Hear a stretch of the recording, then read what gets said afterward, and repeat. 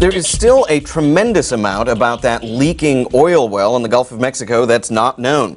For example, how much oil has actually spilled into the Gulf of Mexico and how can we shut it off? But the internet is documenting this disaster as perhaps none before. And we're going to show you just how this week on The Link.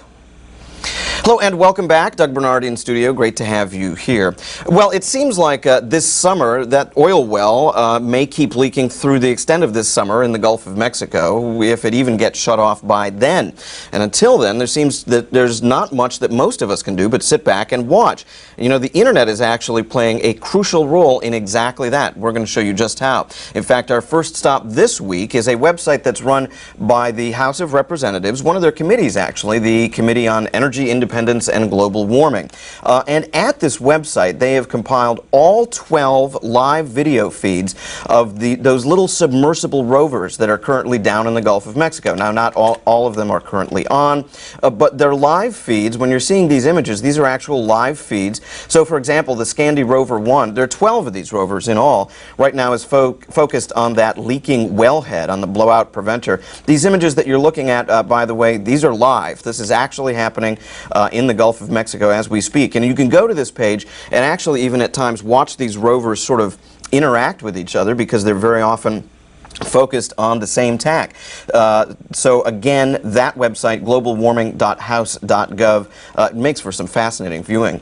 Well, our second stop this week is a website that's put together by the USA Today. That's a newspaper in the United States, and it's an interactive map. And with it, you can learn a great deal about this disaster. So, for example, just by clicking the play button, when you come to it, you can see this black blob that seems to be growing and shrinking.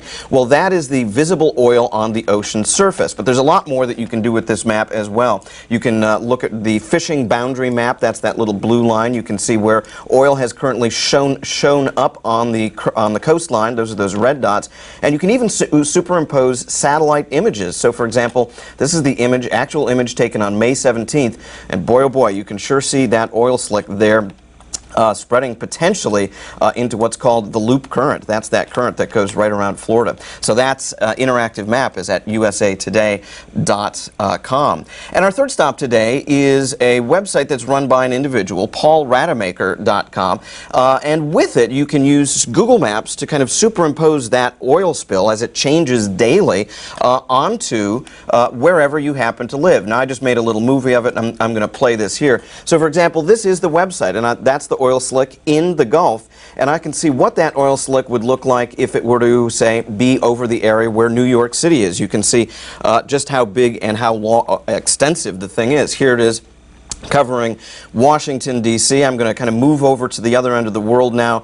This is what that oil slick would cover if it were to cover Tokyo, clearly down from Yokohama Bay and all the way down. And we're going to take a look at Sydney. And also, you can put your own town in there. So we're just going to put Cairo, take a little look here, and as we jump across the world on Google Earth, you can see that oil slick stretching practically from Alexandria all the way much past Al Fayoum. And that web address, that is available at paulrademacher.com. Well, it's a tremendous amount out there for you in the midst of this disaster. We hope you find it at least somewhat interesting and helpful. Remember, you can email us. Our web address is thelink@voanews.com. We'll be back again very soon. Until then, take care.